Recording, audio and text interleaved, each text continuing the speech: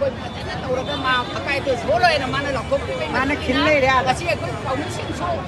अखोई state गवर्नमेंटगी ओइबा transport सिंगसिदा तोंगदना चटपा मतमदा Manipur थाबा पोचिदा चटपा यारोय मणिपुर थाददि लोय यानी हाइबा वहाइसे मसी गवर्नरना करंबा अरोंबा एजेंडादा हाइहल्लिबनो माना करी मक्ता प्रॉब्लम थो मणिपुरदा लैजरिबा अखोइबु इरमदम मसिबु आइगी लमदमसिदा आइगी कइनो ट्रांसपोर्ट की ममिंगसि Manipur हाइबसि याबा यारोय तागनो हाइरगदि करिगिदमक्ता अरोंबा agenda तौरिबनो गवर्नरना अथुबा मतमदा Masih Seiko लोइनना ngasi aikoigi angangsing pambisingnam miyamgidamagta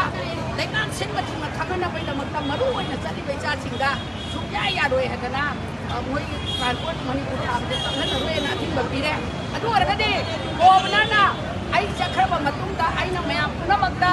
akai to tholoi yam phajana tawliana di message lauthokre adubu noidi tuminna ai leitraga da athingba pi oina aronbe agenda da mana tumina pau hairambra thingalibra नत्रगदा माना अरुण अथुप मयाम छे तौदबा असेंबा माना हाइजगे वाफम मियाम the फोंगोइबा वाफम दो तसेंगना माना असेंबा थमोइ सेंगना हाइबो ओरगदी अदुगुंबा